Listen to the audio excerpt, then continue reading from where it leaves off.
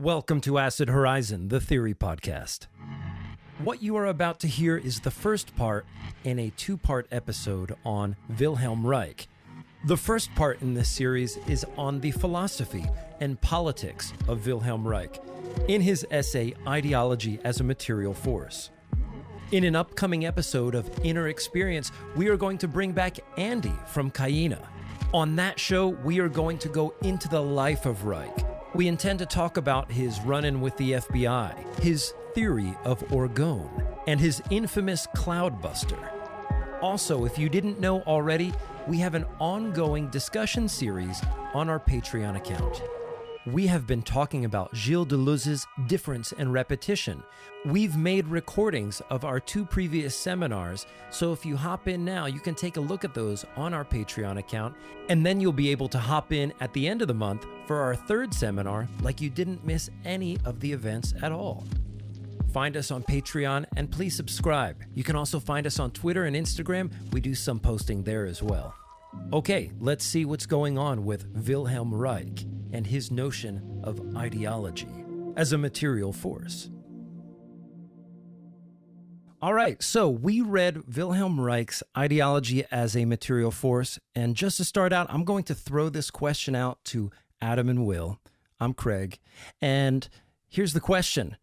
Why do people agitate for their own servitude rather than their salvation? What did you get from this essay, Adam? Well, in brief, it's pure ideology, but to a larger extent, it's the idea of that Marxism, at least in a time when Wilhelm Reich was writing, was too ignorant of the functions of subjectivity. It was only too focused on the immediate economic circumstances of production. And it didn't quite understand the psychological character, for Reich, the mass psychological character, the character of the masses, such that systems were able to be reproduced and to perpetuate themselves beyond most immediate economic circumstances. To the extent to which people would fight for their own domination as much as their freedom, well, more so than their freedom, is an extent due to the psychological character of the masses in terms of the certain habits, habituations, repressions, the psychological structure of how they relate to society, their imagined relation to the social order and how they conduct themselves within it, both consciously and unconsciously at the same time. Will, what do you got? There's this moment in the essay that I'm going to come back to time and time again where there is this notion of the truth in the person swooning over the goose-stepping soldier. That the person who swoons over the German soldier as he marches down the street or what have you tells you more about the sort of mass psychological structure, the ideological structure of the society than any Marxist statistician trying to give you sort of a boiled down, vulgarized version of the material relations present in Germany in the 30s. One thing that struck me was just when this text was written,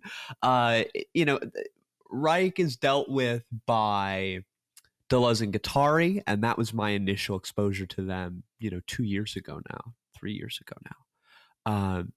But it never dawned on me just how remarkably prescient Reich was here. But for me, the one notion that's going to be really important is going to be that what do we mean when we talk about a materialist Marxism? And how does the way in which Reich deal with the notion of materialism inform the materialist approach that Deleuze and Guattari will take forward in their work? At least that's what I'm interested in. I really like your example of the goose-stepping Nazi soldier because it reminds me of being boarded on a Southwest Air flight.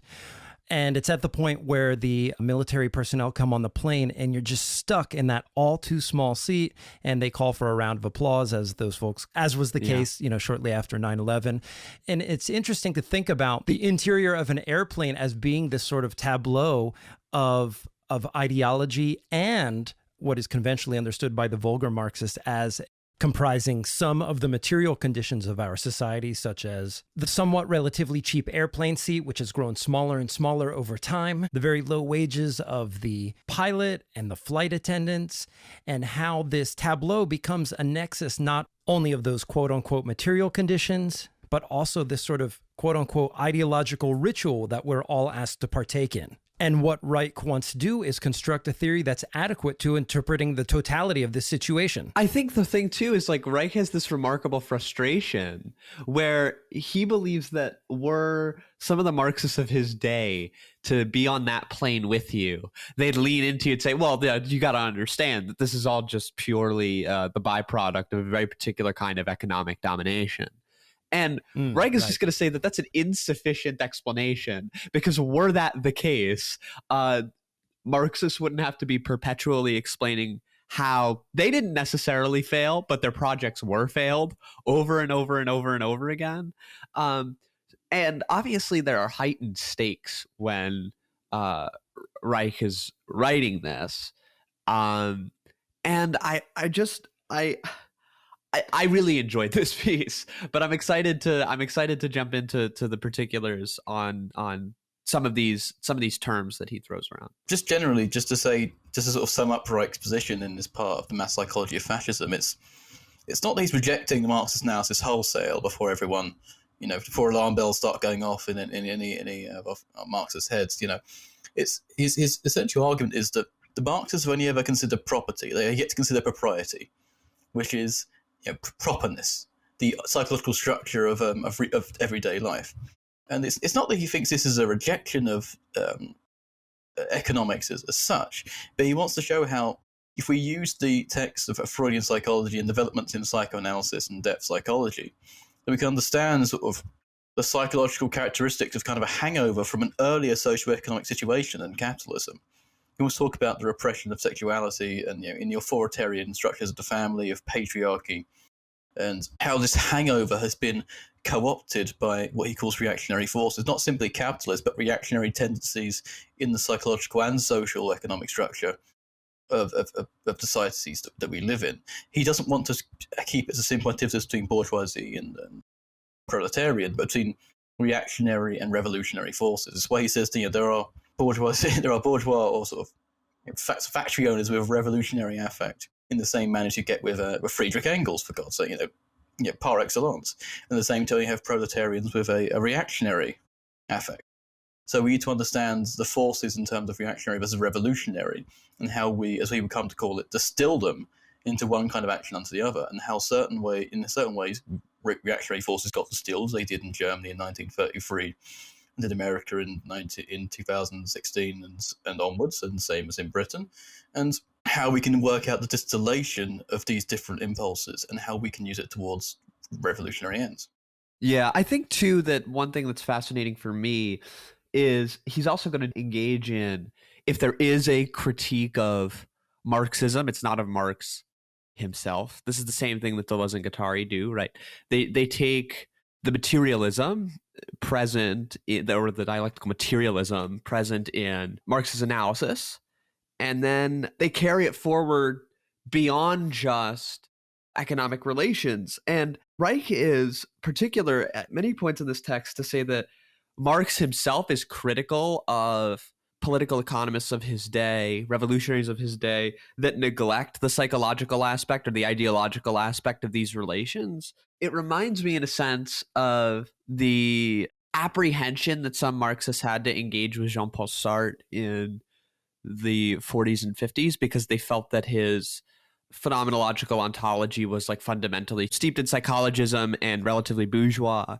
This exists here too, 10 years earlier, where if something engages in psychology at all, it's just treated as though it is not, and he writes, it's not supposed to be seen as Marxistic. What Reich is trying to do in broader terms is try to open up the space of analysis to allow for more thorough explanations to be provided, ones that can account for the girl swooning at the goose-stepping Nazi. And I think what Reich is trying to do here, and we talked about this before the episode, from a rhetorical standpoint, he's trying to take the tools of the Marxists, and actually Marx's work and Lenin's work as well, and turn it against this figure of vulgar Marxism.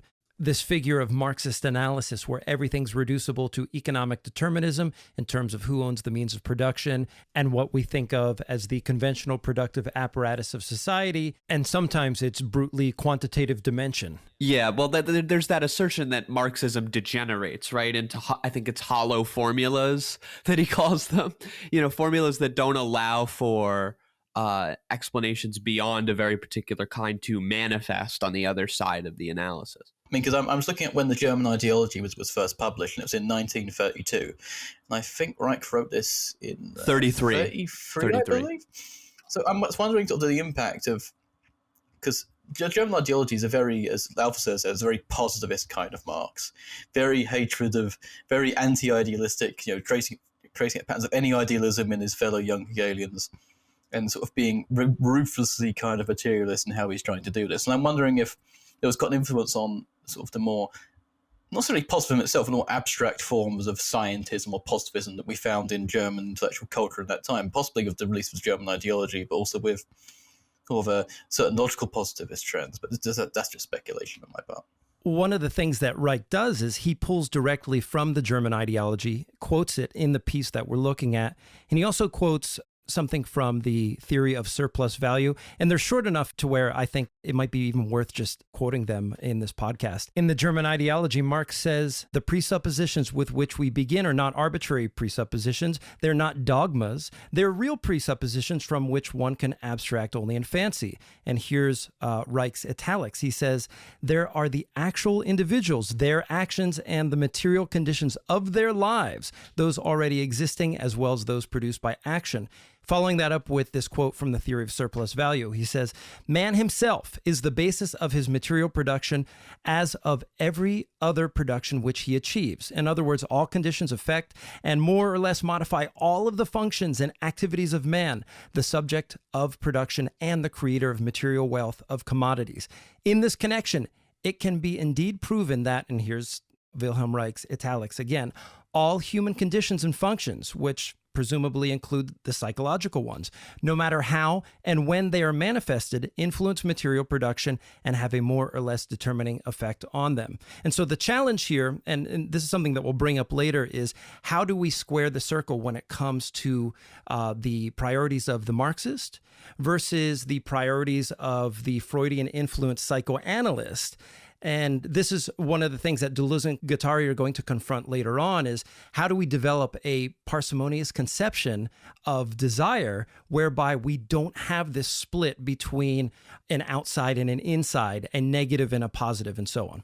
Yeah, I think that part of the way in which we can square this circle is by just trying to dive into what Reich means when he says, when an ideology has a repercussive effect upon the economic process, this means that it must have become a material force. Attempting to find the way in which the mass psychological structure upholds and reifies particular ideological dispositions such that they're constantly reproducing material relations. It's going to be sort of that transition that I think is going to be essential in understanding how it is that psychosexual repression, all of these other things that he's talking about, can sort of go malignant and force populations that would otherwise, under the Marxist framework, be pushing for their own sort of salvation, to reinvest it in their own repression, right? In the same way that the guilty conscience eventually in Nietzsche finds its way into sort of self-flagellating behavior, such that, ressentiment on the other end of it can manifest and become the social phenomenon. Yeah, because without a sense of the forces working on the level of psychology or even just consciousness when it comes to the reproduction of capitalism, what you're essentially doing is you're waiting to see how many hours of work it takes before the worker finally becomes magically revolutionary. It's like, we know the capitalist social relations are terrible, so in theory, without a psychological theory of it, you can say, well, worker goes in, works for one day, says, no, this is absolutely atrocious, this is horrible, and then he goes revolting, or they do it for a set amount of years until it's inevitable that they revolt because it's intolerable. And without the psychological aspect, you're just essentially counting down the days to any day now they're finally going to have enough. And some of that is present in Capital, right? Where Marx talks about the maturation of, or the maturing of the contradiction such that some sort of break is possible. But then what I'm reminded of are two figures, Lyotard, and I guess not a figure, but the Tiqqun collective, who in Theory of a Young Girl say, look, there are people who are entirely consciously aware of the role in which they play in maintaining these material relations, but like it doesn't matter. Or with Lyotard, it's don't wait for our spontaneity, right? In a sense, the only thing that matters is that this is how we invest. We invest libidinally. We enjoy this. So I think that Reich is attempting really to lay the groundwork of what would go in a different direction. Like obviously Freudo-Marxism goes in a different direction from Marx, but I think this is really an attempt to lay some sort of groundwork of a possible, not unity, but methodological connection between these two movements, the psychoanalytic and the Marxist. I will just say on Lyotard's point, I mean, Reich is very sort of anti-Lyotard because whilst Lyotard thinks there's no non-alienated pure region, Reich might not believe that, but he believes the proletarian believes that. They sort of want to carry this strong authoritarian family structure from the peasantry to the urban centres, and it's that sense of a reification of one's own identification with the family structure that allows them to be captured by the reactionary forces of fascism. Oh yeah, no doubt that there's like a fundamental difference. It's the same reason why when people say like, oh, are like Lyotard and Deleuze and Guattari compatible? Like my final analysis, not actually that much. But the reality is what you get, and part of it is because of Reich, where Reich basically makes the argument and laid in this chapter that the family is absolutely fundamental. This is page 30, where sort of the family as a space of production, right? The family is the authoritarian state in miniature to which the child must learn to adapt himself as a preparation for the general social adjustment required of him later. Does this not remind us of the first and second chapters of Deleuze and Guattari's Anti-Oedipus? Yeah, that's where they pulled it. And I think it's interesting to note, just to give a general gloss of Reich's theory here, I want to return to for one moment Reich's definition of radical. To be radical means to get to the root of the problem, to find those things that have been overlooked, to be able to comprehend those contradictions which form our social reality. It sometimes means to find within our new analysis that thing that not only has been overlooked, but perhaps under-theorized. His whole theory of the family is interesting because what he suggests is that our mechanism for educating young people always lags behind the kind of progress that we experience under capitalism. And this is the fundamental challenge to revolutionary progress, is that the speed at which capitalism progresses outstrips the ability of our fundamental social education grounded in the family structure, at least in the 20th century under the nuclear family. And if things move too quickly, or to use D&G terms, deterritorialize too quickly, we will slide back into fascism, and people will retreat to that moral anchor that's been inculcated into them by the family. Yeah, I mean, well, that's like the fear that they have with excessively fast. I know that Coop from Machine Unconscious posted that parody of the Chet Hanks video where he goes, "You destratify too quickly, you're going to end up a fascist," right? You're going to be posting Mencius Moldbug onto your Twitter feed, and that's a legit fear, and it's one that he possesses. I just think the family as a space of, I guess, reproduction, but it's not even reproduction, right? Because it's the child's initial exposure to these to the authoritarian state, right? The word docile stood out to me, obviously, but these structures must function to make children in the household shy, fearful of authority, good, and docile in the authoritarian sense of the words. And I think that the analysis of the family that you get in Marx, particularly in Capital Volume 1, is fundamentally different from this. This is a completely different, this is a move away, I think, from some of the Marxist analysis that we get earlier. And it's because of the introduction of the psychoanalytic framework here, or at least like Reich's mutated version of it. Right. And I think what's important to Reich is, well, he does a pretty systematic breakdown of why Freudianism is a preferred methodology over Marxism.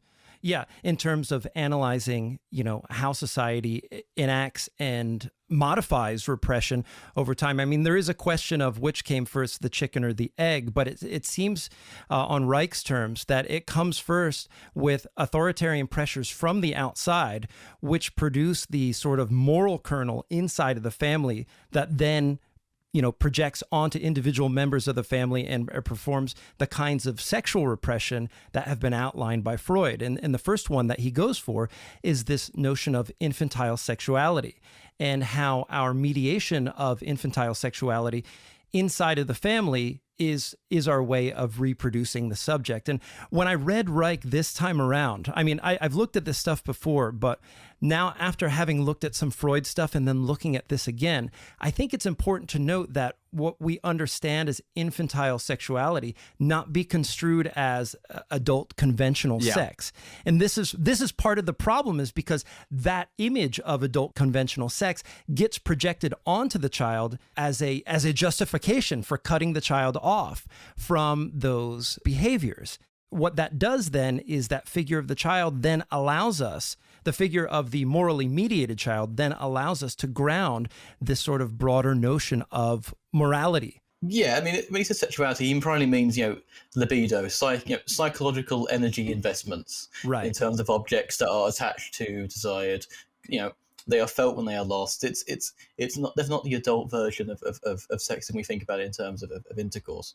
Right. I mean, but otherwise, to deny us ontologically, really, is when you project that notion of adult sexual intercourse onto that Freudian notion. It's almost as if you're sort of saying that it's only ever existent when the state, when certain moral norms or the state legislate it to be the case, and I think that's what the state would like to do, and that's why it's. Well, I think that's precisely it, because when we think about what is happening inside the family, it's almost like a microcosm of the state, where the parental figure can legislate and impose this image of sexuality as the correct one, that this is the valid form, and we are the only ones who can do that, and these other expressions, which are not like the adult expression of sexuality at all, are invalid.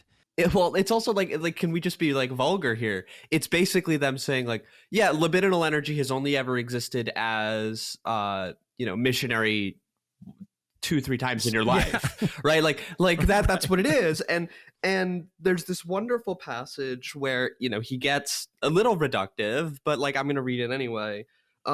When sexuality is prevented from attaining natural gratification owing to the process of sexual repression, what happens is that it seeks various kinds of substitute gratifications. Thus, for instance, natural aggression is distorted into brutal sadism.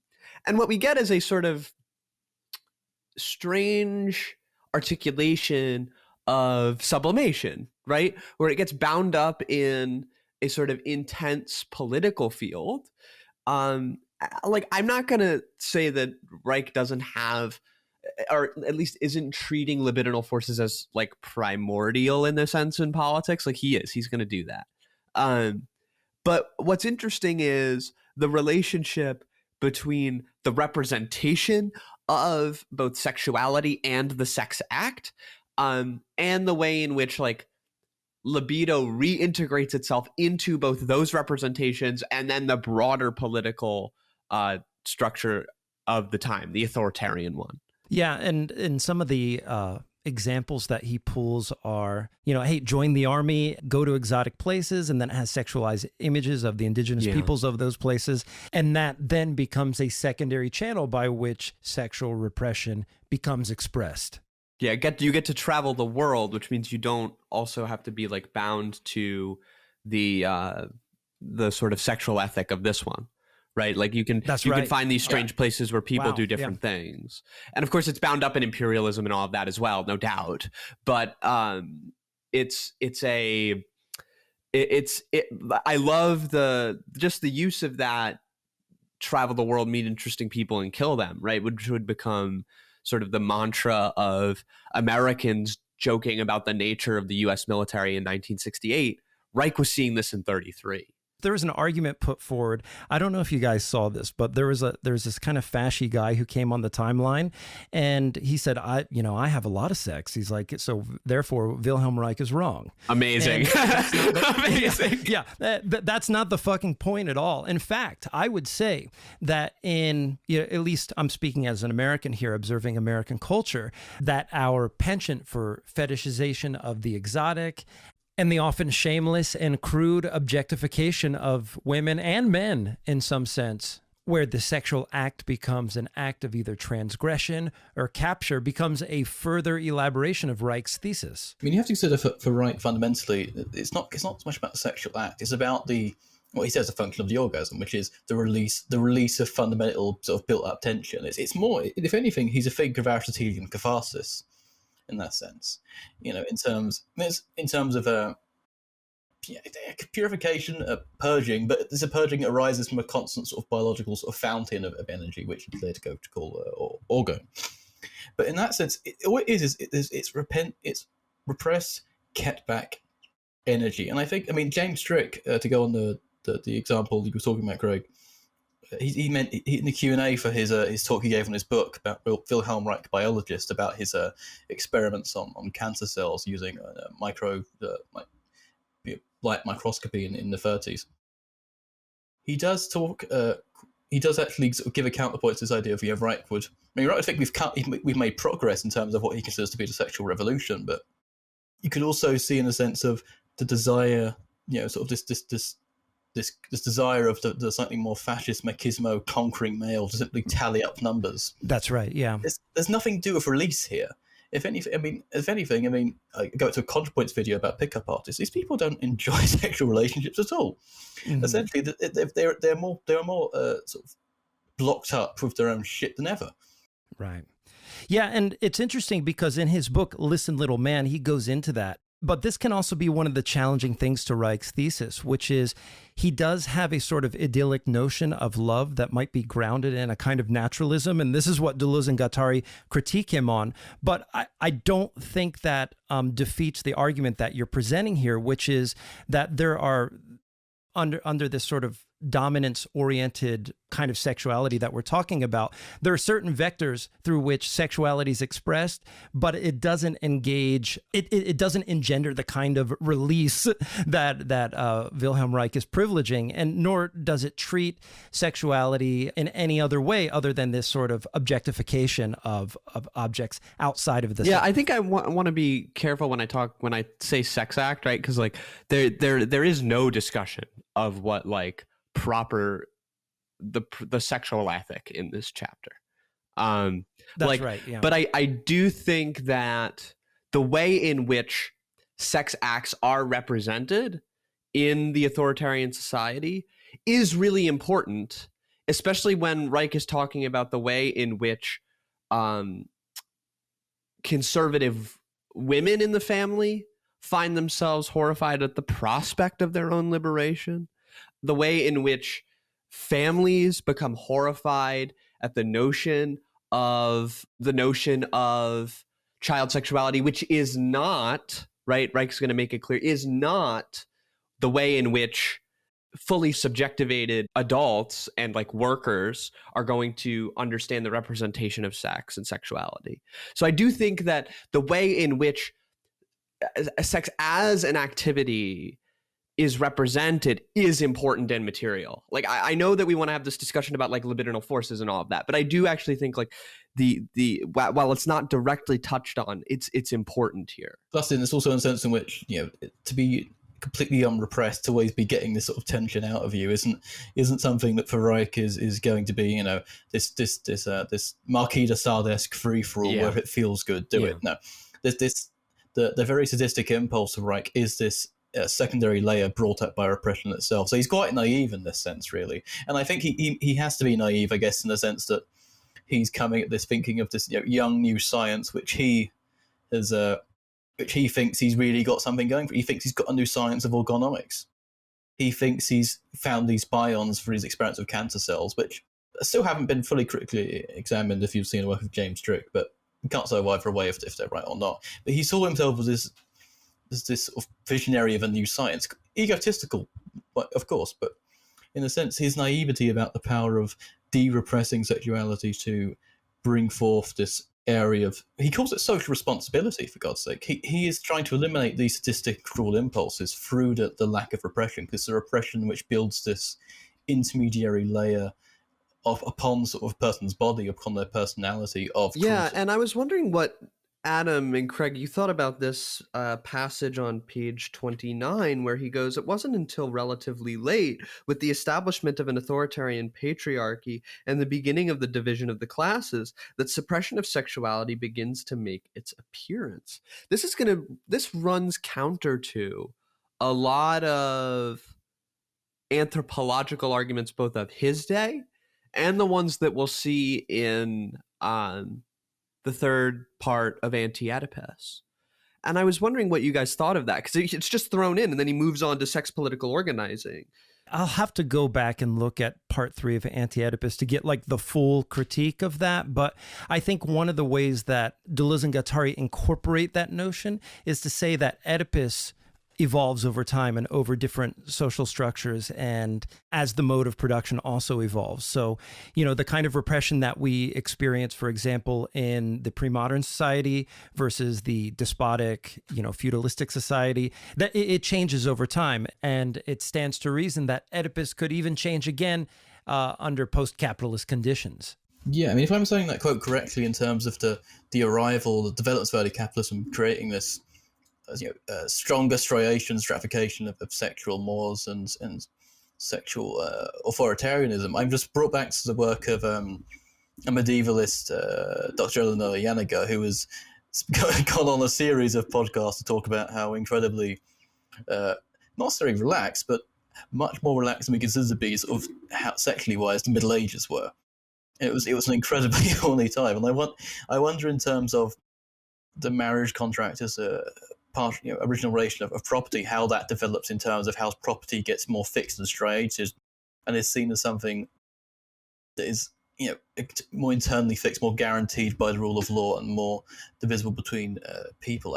I think that's quite a plausible hypothesis, and I think Reich does this too, and even to an extent that there can be seen to be a break with Freud, because there's a footnote, the second chapter, where he talks about the Oedipus effect as an effect of repression. Yeah, right. Not the cause of it, and that seems to me like a reversal of Freud. And even then, he still invokes some of Freud's most foundational myths to an extent. I mean, that story from Lenin of the soldiers who, you know, actually, let me get the Lenin quote. It's a nice enough story to read, and this is for me as a callback to totem and taboo. Hold on, let me just get Lenin. Yeah, so. The soldier had the greatest sympathy for the cause of the peasant. His eyes shone at the mere mention of land.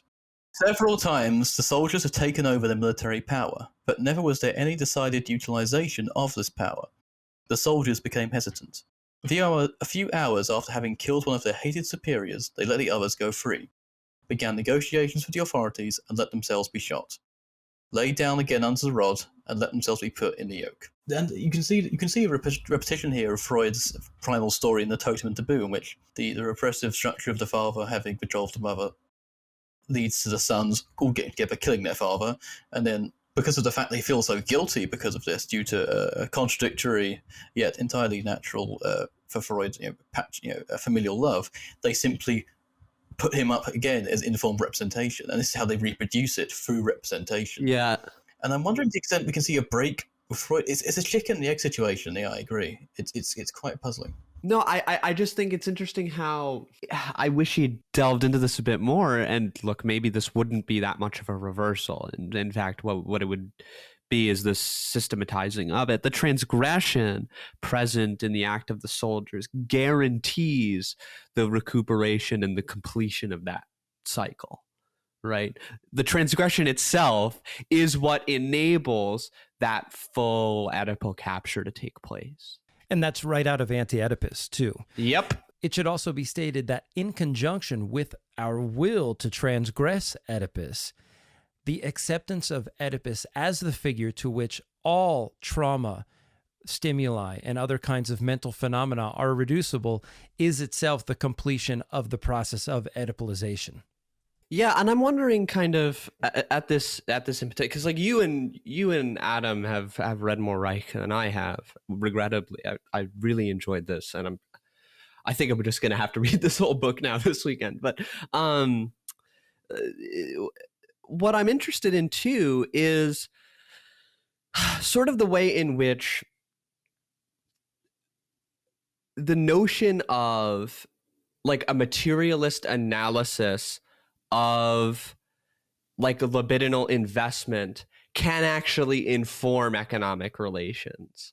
And again, I made this joke earlier. I don't know if it was while we were recording or not. I have a horrendous memory, but like I thought this book was probably written in like the 50s. I was like, oh, okay, like, you know, he's just reflecting on, you know, the happenings of the Second World War. Like, this is all pretty cool. And then of course you do like a brief Google search, you're like, holy shit. Like, you know, he's completely immersed in this nightmare of what will end up being one of the most terrifying expenditures of human life, one of the most disturbing eras in European history. And he's able to have this sort of oddball disposition, no doubt, but a remarkable clarity about the nature of the investment of the average human being. Because one of the things I think that was getting lost, that gets lost in both Marxist and liberal historical analyses of the rise of fascism, is that the relationship between the authoritarian figure or the authoritarian body and the mass body gets sort of distorted. The power relation is made far too refined, far too simple. And this is at least attempting to obliterate some of those more classical notions of like power, execution of authority, because it almost seems like you can read, in some sense, Reich against Arendt, against conventional history. You know, I'm wondering whether or not we could read Reich as also like a critical contemporary historian. Definitely a political scientist in this a very strange one. I mean, I have a question that sort of goes back to the foundation of this, but maybe we could put it off till later. I was just going to ask, you know, to what extent, you know, what could be the groundwork for a materialist psychology?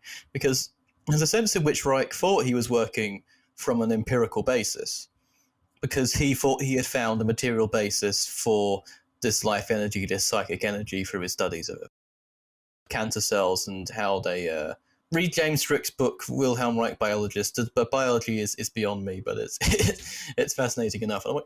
But he tried to identify a material, empirical source for the psychological as it emerges from a primordial kind of life. But is there any other way to have materialist psychology these days? Is there any way to do psychology materially? I mean, I think you can, you know, look at body movements and behaviors, but you're not really looking at an inside there. And then maybe the inside-outside dichotomy is the problem.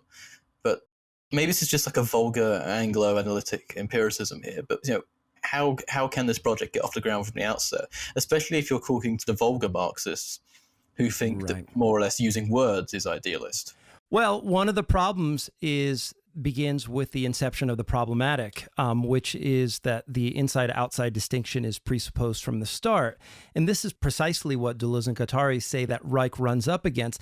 They say that he goes further than Marcuse in terms of his Freudo-Marxism, but there's a passage in AntiOedipus, I'm actually looking on page 38 right now, that kind of gets to the root of the problem, and I'll just read it straight off. They say, yet Reich himself never manages to provide a satisfactory explanation of this phenomenon because at a certain point he reintroduces precisely the line of argument that he was in the process of demolishing by creating a distinction between rationality as it is or ought to be in the process of social production and the irrational element in desire by regarding only this latter as a suitable subject for psychoanalytic investigation. I'll stop there for one moment. That's one of the things that he does do in this essay is reinforce this delineation between rational and irrational, and Deleuze and Guattari are seeking to mend that divide. They go on to say, hence the sole task he assigns psychoanalysis is the explanation of the negative, the subjective, the inhibited. So you can see this sort of critique of Hegel and Freud here too, within the social field. He therefore necessarily returns to a dualism between the real object rationally produced on the one hand and irrational fantasizing production on the other. He gives up trying to discover the common denominator or the coextension of the social field and desires. And so this is basically the point of chapter 1 of AntiOedipus. And lastly, they say, in order to establish the basis for a genuinely materialistic psychiatry, to answer Adam's question, there was a category that Reich was sorely in need of, that of desiring production, which would apply to the real in both its so-called rational and irrational forms. And I would add to that into the notion of the interior of desire and its exterior. Well, I'm not sure the Marxists are going to like that, Craig, because reality is what you can see and what you can hit people with. It's, if anything, it's like a series of large bricks. I mean, there's not even any Marxist atomists. You can't see that shit. Where are the machines? I'm very confused. Look, man hit hammer, man turn hammer around and hit bourgeois. And I mean, if man hits hammers enough, if he hits girder with hammer enough, then eventually the girder breaks and the bourgeoisie rises from below it and then gets hit with a hammer. And then it's I'm sorry, I'm too confused. I need to know what the boiling point is of the libido before we move forward. Like this is where it turns to steam. I think that's not a bad explanation of the development between quantity and quality, although he doesn't quite use the proper term, which is ratio. Well, I mean, I think one passage that we can talk about is the point is that every social order produces the masses of its members, that structure which it needs to achieve its main aims. And like this is Reich as like theorist of subjectivation, right? Like this is Reich as proto a theory of docility, right? All of the institutions of any given social order must, if that social body is to subsist, always be reproducing subjects which correspond directly to its primary aims. Like no war is possible without this. That's why, for example, like any decent debater in high school or college, like one of the implications of, say, a biopower position is like the construction of mass bodies of war. And what Reich touches on here is that like the imperial ideology must, to succeed, it must first alter the mass psychological structure of the social body. Like it must do that first before it's able to like construct, enough guns, enough, Tiger tanks or whatever. Like it needs to do this first in order to succeed, which is like why the brown shirts and so on play such an important insipid role. This is the issue here too, is that think about how our education, not only as members of a family, but as students and as workers and so forth, gives our society such an incredible level of consistency.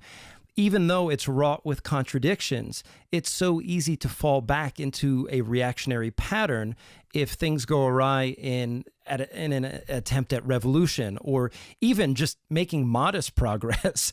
I mean, we can't even do that here in the United States with healthcare, for example. And often this figure of the family, rugged individualism, so on and so forth, is invoked to create these impasses towards that kind of progress. What I'm getting at here is just the incredible power, the anchoring power of the family, of the sort of bedrock notions of what it means to be a member of a culture, of a society, and so forth. But yeah, in terms of the seizing of the means of subjectivation here, I think he is advocating for that because he understands the subject in the same way Deleuze and Guattari did as a site of production, and it's based in this Freudian model of psychosexual repression. I mean, there's a quote here: "The family is the factory of its structure and ideology." He's seeing at the unconscious, or at least the structures of the unconscious, this intermediate layer of the repressed, of the process of repression. He sees it as a factory. He sees it as kind of, machinic. And there's a sense in which he's critiquing these Marxists who think that it's just, the psychology, the affect of the worker is only just coming from the outside, and inside, there can be little incursions, but overall it's it is just a reflection. It's not really anything sort of active in itself. There's little activities that, he derides Marxists who describe Hitlerism, Nazism as just a psychosis. It's a crappy explanation of just saying it's just a delusion, it's psychosis, it's chauvinism, and God, doesn't a critique of those sort of positions really still hold up today? There's a sense in which he talks about, even if the worker has a revolutionary consciousness, there's still a sense in which he has these norms of morality and propriety and duty. He knows what best suit to wear for church on Sunday, and his overall. There's a sense in which the forces of reaction, non-revolutionary forces at least, are always operative at the smallest levels of culture. He says, the relative norms of regular family life can do more to still reactionary forces than a million rallies. And I think this works specifically well in the case of Britain, where it's a country of proper blokes doing proper things, stiff upper lip and all that. Very a lot of unwritten or explicitly unwritten rules. And it reminds me of this passage from a story by G.K. Chesterton. It's called "The Crime of the Communist," and there's a brilliant section here where essentially is talking about a communist accused of a crime. So basically, the reason why he can't do this crime, or couldn't have done it, is because he's an Englishman, and therefore he wouldn't have gone out to smoke, which would have implicated him in this crime, without finishing his port. So it's an amazing section. Let me read it. "He only wanted to abolish God," explained Father Brown. "He only wanted to destroy the 10 Commandments and root up all the religion and civilization that had made him, and wash out all the common sense of ownership and honesty, and let his culture and country be flattened out by savages from the ends of the earth. That's all he wanted. You have no right to accuse him of anything beyond that. Hang it all, everybody draws a line somewhere. And you come here and calmly suggest a Mandeville man of the old generation would have begun to smoke or even strike a match whilst he was still drinking the college port of the vintage of '08. No, men are not so utterly about laws and limits as all that." And that to me summarizes the entire argument of Reich. You can have a revolutionary affect and still follow the rules of the old boys club. There's a line in here, I can't find it right now, and it appears as a grace note, but I think it has tremendous implications for whatever Reich's ultimate revolutionary praxis is, which is that in our attempts to be anti-authoritarians, whether that means, for example, transgressing against the father, like I'm going to do this because daddy told me not to, if that will or impulse manifests in a revolutionary fashion and the revolution were to fail or the rebellion were to fail, man then falls back upon the figure of the father and then tends to reinstall all of the things that he was striving against. And this is the dynamic that's created in the sort of Oedipal triangle, is that if I attempt to transgress against the triangle and fight against my father and fail, well, in my failure, I can make recourse to being just like him. There's something about that little loop there that I think is really important in terms of cracking the code on whatever the sort of break with the Oedipal triangle, at least in terms of Reich's view of it, is. Yeah, I think that's absolutely right. But like more broadly, and I'll just be the silly one because whatever. Like, if the best critique you have is that, like, oh, it's chauvinism, oh, it's stupidity, and you keep losing to it, like, Yeah. what You have to figure out why. Like, I'm sorry, but simply writing off these tendencies while being pounded into the floor by them is like the absolute armchair bullshit academic Marxist garbage that, like, all of these movements have been dealing with for like 200 years now. I mean, it's just, at this point, or 180 years now, at this point, it's silly to think that these ideological forces don't manifest in material reality. Like, you don't have to read more than Lukács to understand that. You know? For God's sake, Will, if it's subjective, it isn't real. You're just being idealist. Will. Subjects don't exist. I mean, you know, I've read the Wikipedia page for AntiOedipus. Subjects not only don't exist, but if you think subjects do exist, you're simply bourgeois. Church. I'm not so. I am simply the hammer of history, moving into the bourgeois phase of tomorrow. I have no subjectivity. I don't even know what I'm saying. Do we have any final thoughts on the text? It's a good book. It's a good book. It's a good book. Yeah. It's still dangerously prescient. And if you do pick up this book, I mean, the first essay is the biggest banger that I've read so far. I'm about 5 or 6 essays into it. There's a little bit of weirdness as you move forward into the authoritarian ideology essay and the race theory essay. But ultimately, I think the authoritarian ideology essay, which we didn't cover here, helps you get more of a handle on some of the broader strokes that Reich makes, which I then think becomes important to, for example, the development of Deleuze and Guattari's theory of paranoiac and pervert, reactionary and revolutionary as being sort of micro tendencies within the same individual. And a lot of that gets fleshed out in those later essays. So I say, move ahead. If you catch this essay and you think it's rad, go to the second and third and fourth. Yeah, that's all. I mean, it's a good book. It's a good. Go forth and accumulate.